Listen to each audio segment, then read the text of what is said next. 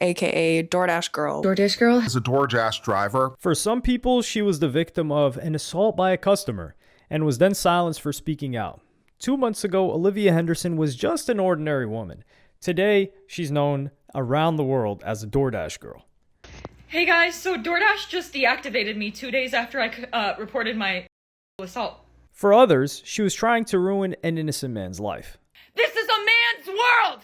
I'm the victim! Remember? I'm the victim!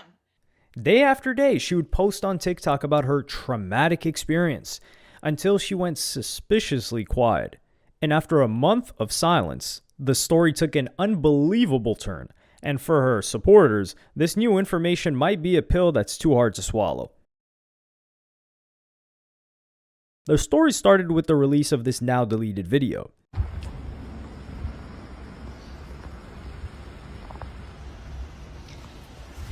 That's up.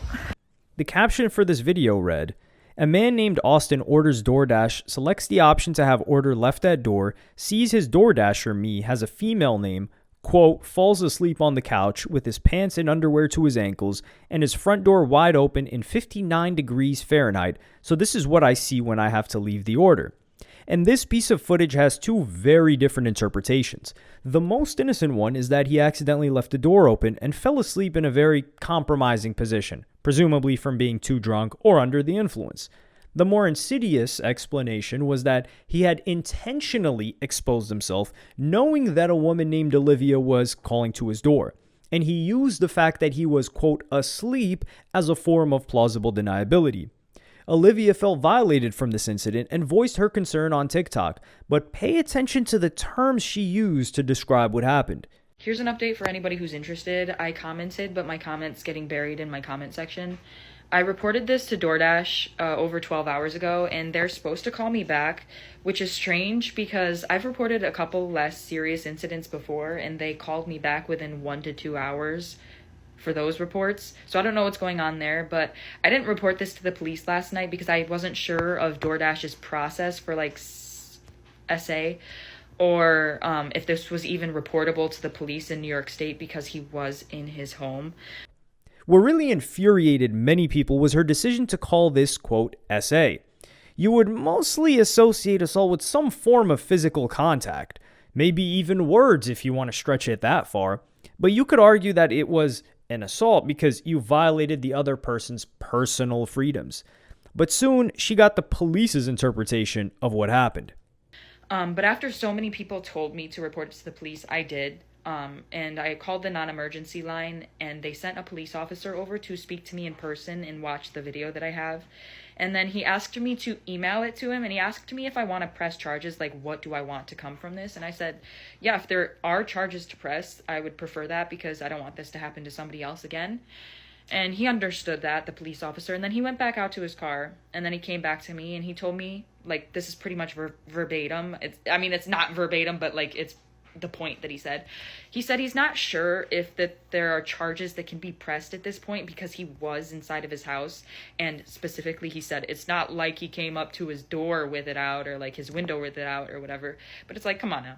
In the eyes of the law, this could be considered public lewdness, which is a serious offense, but not considered assault. This is usually for intentionally exposing yourself in a public setting, but can also include a private place where members of the public can see you. The key word here is intentionally, and Olivia spelt out what she thought proved bad intent. It's like, come on now. Like, how likely is it that it's cold outside? It's pretty chilly. Your ceiling fan is on. You got all your lights on in your house. You got your front door open, right? You just ordered DoorDash 15 minutes ago. And within 15 minutes of ordering DoorDash and it getting delivered to your front door, you're asleep on the couch with your pants and your underwear to your ankles, your front door wide open, your lights on, it's freezing outside. Like, come on now. That is voyeurism. That is exhibitionism. That was something against my own will that I was fulfilling for that man. Oh, and I forgot to say the police officer said he was going over to the residence of that DoorDash customer to speak to him and see what his side of the story is, what he has to say about what was going on with him. And then another major factor that we're not even considering is that man lives in a duplex. In that video, you'll see another door next to his. That's another apartment unit right next to his. That could be a family. Anybody could walk out. See, listen, if I wasn't the target, you still shouldn't be whacking it off, whether you're drunk or under the influence of any substances, with your door wide open regardless, because anybody could walk out and get assaulted from that, seeing what you're doing on your couch. It could be a child. Anybody could come up on your porch and see that. Anybody walking by on the sidewalk and accidentally getting a glance would be a victim. In either scenario, Austin was in the wrong, but Olivia is not really reflecting that she could be wrong too. In this clip, she admitted that there could just be a different angle to this story, but doesn't have the self-awareness to realize that she just assumed the worst of this man and blasted it all over social media. And once again, we come back to the fact that we still don't actually know what Austin's true intentions were. The strangest thing was that there had been no response from DoorDash as of yet, especially as this story highlighted the safety concerns facing many of its workers and customers. DoorDash eventually responded to Olivia, but not in the way that she would have hoped.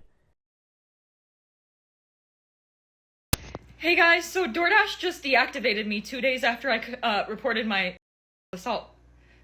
Hey guys, I just lost my job, and they won't tell me why.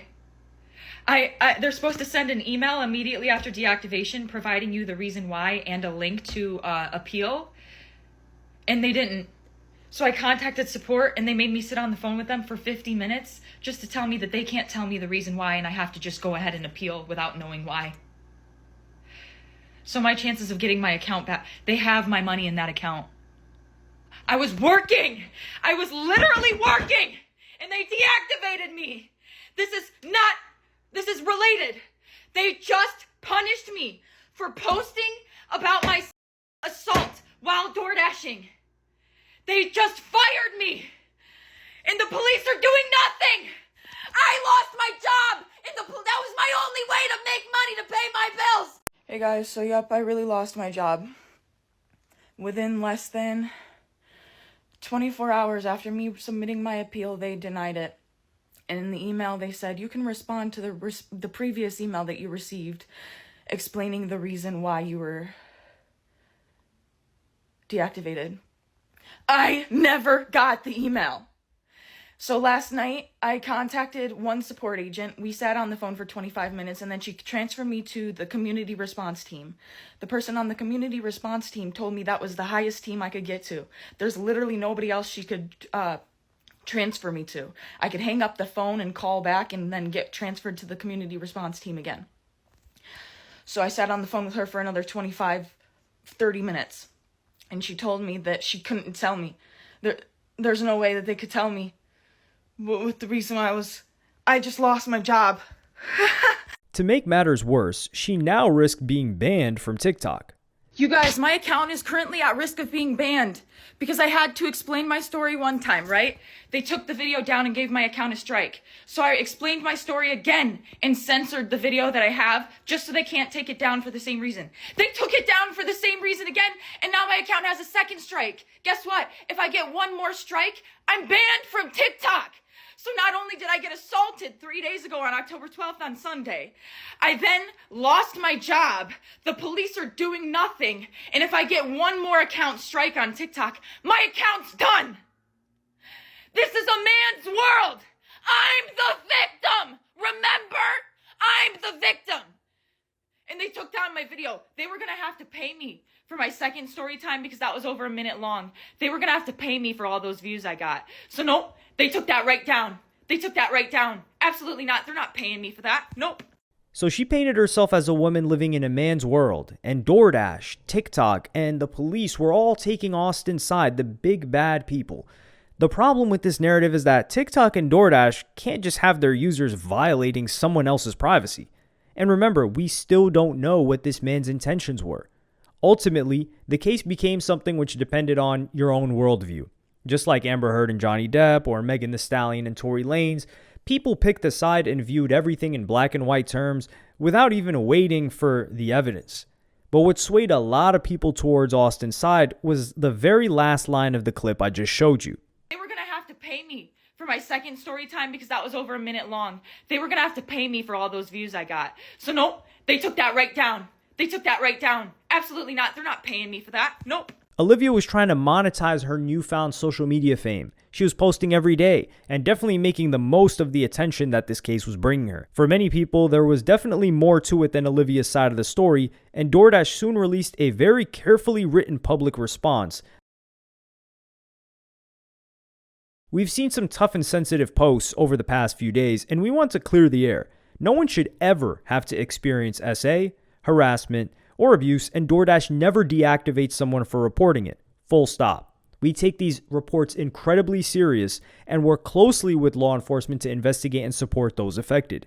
In this case, the Dasher let us know about an experience that made them feel unsafe, and that's exactly what we always want Dashers to do. Our team immediately began investigating and has been in direct contact with law enforcement and is prepared to fully support any of their efforts.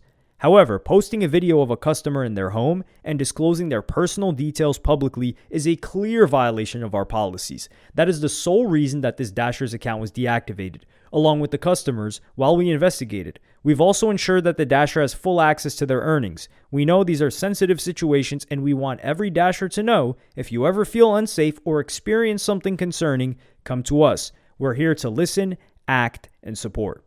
Like clockwork, Olivia posted on TikTok once again. But for the first time, someone else involved had given a different perspective on the story, so you would expect her to engage with the points made in this statement.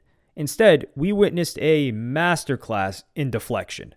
Hey guys, it's been a minute. A whole 24 hours, I know. But I have an update as of October 16th, 2025. But first and foremost, I just want to thank everybody for the overwhelming support and allyship that you've shown me. It's really making me feel so validated and seen and heard. And that's really helping me through this tough time. So I just want to let you guys know I really appreciate the outpouring of support. So the update is, last night I was made aware, a bunch of people started commenting on my pages, that Doordash made a public statement about me on their TikTok story and on their most recent Instagram post in the comment section. And I'm not going to speak too much further on details, but what I am going to say is I and the entire rest of the world found out why I lost my job at the exact same time. I didn't find out before you guys. I'm just letting you know this right now. The people that saw their public statements and made me aware that they made those public statements knew why I lost my job before I did. Because I went and I checked my email once I was made aware that they made those public statements, and they sent me the deactivation email around the same time they released the public statements, like literally within the same hour. So they sent me my deactivation email explaining my reason for being deactivated a whole 24 hours after they deactivated me, and a whole 24 hours after I already submitted my appeal, and about 12 hours after they had already denied my appeal. They finally sent me the email explaining why they fired me. So I and the rest of the world, we all found out why I lost my job together. That's the update. It's important to note that she's not an employee of Doordash, but a contractor, so she has very little legal rights to fight back on this. And eventually, the internet was provided with an explosive piece of new information. Supposedly, the door wasn't wide open, as Olivia claimed, but there was only a small, tiny crack. And the shocking revelation was that Olivia had pushed the door open and walked inside. A screenshot from a video can be seen here, which shows that the door was only slightly open when Olivia arrived. For some people, this confirmed who the victim was all along, Austin. Olivia should have left the delivery by the door as requested, and this video proved that she had been dishonest this whole time. Naturally, people were furious. Getting told to leave food at somebody's door, then seeing their door cracked open, pushing it open, and then seeing them laying on the couch doing shit in the privacy of their own home does not make you a victim of SA. Stop milking such a horrible, heinous thing for views. It's very obvious what you're doing, and it's sickening. It really is sickening to watch that. The problem with this narrative is that there was no video, or at the very least, all of the people who claim to have seen this video did not bother downloading it. This YouTuber, Taylor, couldn't find the video anywhere. So many of the comments jump on her saying, you said that you pushed the door open in a previous video. Everybody is scouring the internet for any sort of shred of proof that she said that she pushed the door open. Nobody can find it. There is no proof that she said that she ever pushed the door open.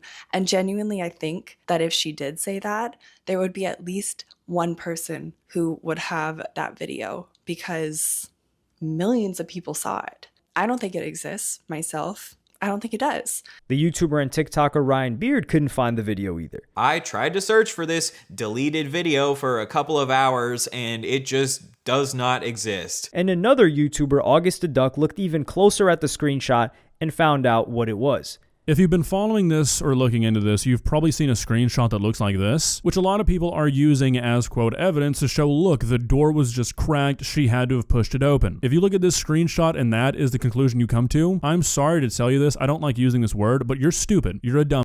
You can literally see on the left the clean line that cuts this caption off, because this is just a cropped picture. A cropped picture made to look like the door was cracked when it wasn't. Olivia, for what it's worth, has also denied this too. There have been a lot of people saying things like I entered the customer's home or I opened the customer's door, but I can assure you that I did not do either of those things, and I have obtained irrefutable proof that the door was already wide open when I arrived to the customer's house. But due to its importance, I cannot post that proof at this time. If anything, all of this false information played right into Olivia's victim narrative, and she was now also the victim of a vicious smear campaign coordinated by random people on the internet. You would expect that this would have only given her more momentum, and even more TikToks would follow. Instead, she was surprisingly absent from social media. Weeks and weeks passed by, but there was nothing but radio silence. Her biggest complaint was that the police had done nothing, but in reality, the police had been incredibly busy. And in a strange twist of fate, there was an arrest made by the police. DoorDash girl has been arrested. Yep, Olivia Henderson, the woman who came onto TikTok shouting to anyone that would listen that she had been sexually assaulted by a customer, has been arrested on 2 felony charges. And listen to the felonies: unlawful surveillance for amusement or profit, and dissemination of surveillance images for sale or publishing. The arrest record from Oswego County, New York says Olivia was arrested on November 10th at 9:46 p.m., was later released and is due back in court on December 4th. I absolutely believe she thought she was going to sue DoorDash when they fired her. Come to find out, being fired from DoorDash was the least of her worries. For people who took Austin's side, this was the gotcha moment, which proved that she was a liar all along. For Olivia's supporters, you could still argue that she was still a victim, but just responded in a completely careless fashion by posting it on social media. But here's perhaps the nail in the coffin for anyone still taking Olivia's side. All of this time, Olivia repeatedly told her fans that the door was wide open. According to the police report, who have access to ring footage of the incident, Olivia proceeded to open the closed entrance door and went inside. This is despite the fact that Olivia was instructed to leave the order at the door. So let's now walk back to what she said earlier. There have been a lot of people saying things like I entered the customer's home or I opened the customer's door, but I can assure you that I did not do either of those things, and I have obtained irrefutable proof that the door was already wide open when I arrived to the customer's house. But due to its importance, I cannot post that proof at this time. And of course, the missing video may have just genuinely disappeared from the internet, but the police report contained yet another bombshell. And at long last, we found out Austin's intentions. An investigation was initiated by the Oswego Police Department, during which it was discovered that the delivery driver had taken a video of the nude male. The video, along with the subsequent investigation, indicates that the male was incapacitated and unconscious on the couch due to alcohol consumption. The video was taken from the exterior of the male's residence. The DoorDash driver subsequently posted the video to social media, where it drew significant attention. It was further discovered that the DoorDash driver had made claims of being assaulted during this incident. The investigation by the Oswego Police Department determined that no assault occurred.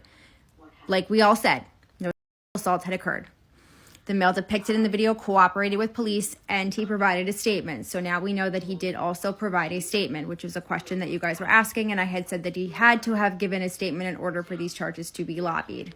The problem for Olivia's supporters is that you can't prove that Austin had bad intentions. You can only speculate. If he had done this to a bunch of other women, there would be some sort of substance to this claim, but his record was completely clean. With Olivia, there's indisputable evidence of her breaking the law. She's accused of publishing surveillance images, aka the first video you saw of her outside his home, and for using this footage for profit, which refers to her attempts to monetize the incident. And from these TikToks, you can actually see some bad intentions of her own. Her first mistake was to frame her attack as an essay, when at worst, it was harassment. There are even women who took offense to this choice of words. I disagree that she should be coming on here saying that she was sexually assaulted.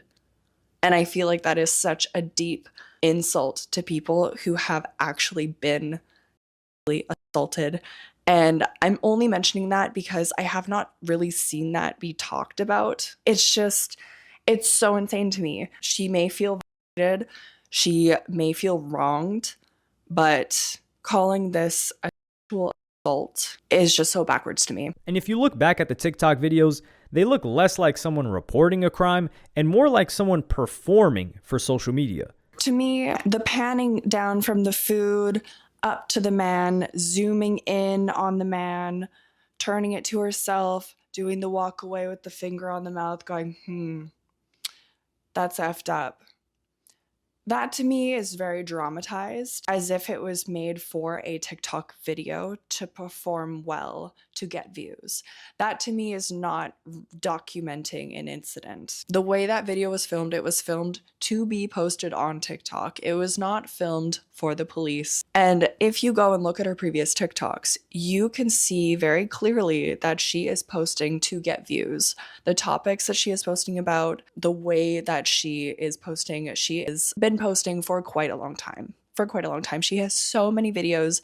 This is something that she wants to do as a career, is to post on TikTok. And you can see that. You'll also notice that she does jump from job to job. With that being said, I can't accuse her of posting this solely for views. I'm sure that she did feel I mean, like, if you are seeing somebody's naked body that you were not expecting or not wanting to see, obviously you're going to be bothered by that. But legally speaking, that is not sexual assault. While online sleuths have been divided, the real life sleuths, aka the police, investigating the situation faster than they investigated the David situation, but these are completely different parts of the country, have firmly sided with Austin. She posted a naked photo of him online, shared his address, and accused him of being some form of deviant to millions of people. His life, as a result, may have been ruined. But Olivia's could now be worse. She's facing 2 felony charges which could follow her for the rest of her life. Felonies usually imply a significant amount of prison time, and it was initially speculated that she could face 8 years in prison. However, there are lawyers that have argued that this fate could be avoided. They did give her 2 felony charges, 2 e-felony charges, both of which carry a prison sentence if she goes to trial and loses. She could get probation on those. This is a non-violent first-time offender, and we are looking anywhere from realistically no incarceration, straight probation, to some sort of minimal sentence. Although in this situation, probably a couple months maybe is a realistic thing. So yes, theoretically, you could have 8 years, although not really, because although they are distinct offenses, they're part of the same underlying criminal transaction. So you'd be unlikely to stack the sentences and say 4 + 4, right? When it comes to the actual trial, it will be very difficult to deny the charges that she's being accused of. And her best course of action is damage mitigation. Her best option probably is to plead. Yeah, maybe they'll drop it to a misdemeanor. That's plausible. Yeah, so her best option is to plead it down to a misdemeanor and make the whole thing go away.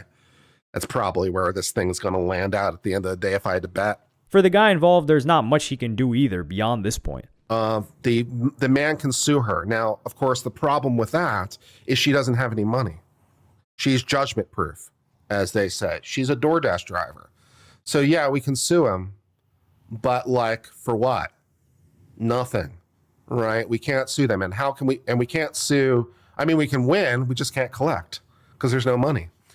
We can't sue TikTok because what did TikTok do? TikTok isn't, we can't sue TikTok because, CDA 230, they are immune. And we can't sue DoorDash because what did they do? They didn't do anything, right? They just told her to go to the house and leave it at the door. And there are people who think that this case should be turned on its head and that she should be charged with essaying him. And the nature of the violation here was not for sexual gratification. It was not released for the purpose of delight. It was released for the purpose of just amusement and degradation, which is not a triggerable offense, right? Because in the wake of what's happened, it's interesting to reflect on what lessons can be learned from this whole episode. It goes without saying that making unverified claims on social media comes with consequences when the potential for virality is far higher than it's ever been in the past. But even if Olivia had claimed that Austin had harassed her instead of essayed her, she could have made things much easier for herself. If you're going to accuse somebody of something, you bear the responsibility of accurately stating what you claim that they did. And sharing a picture of someone in the privacy of their own home is a crime. End of story. You can't post someone unclothed on the internet without their consent. This was not her stepping forward. This was her just breaking the law. I'm telling you, if she just contacted DoorDash, contacted the authorities, I promise you she wouldn't have been arrested. She still even could have came to social media and told her story without showing the video or giving us his name. Now, I'm not saying anything would have happened to bro. It's hard to find anyone that comes across well in this entire story. I'm sure many people who sided with Austin are basking in the glory of being correct, as they should and as they deserve to. But these are probably the same people who fell for the story that she had opened the door initially without proof or video evidence of that either. The truth is that we're subject to our own biases, and if we don't acknowledge them, there's the danger of something similar happening all over again. Think about if there wasn't as much evidence as there was in this situation, a man's life and reputation could have been ruined for the mistake of falling asleep in his own home.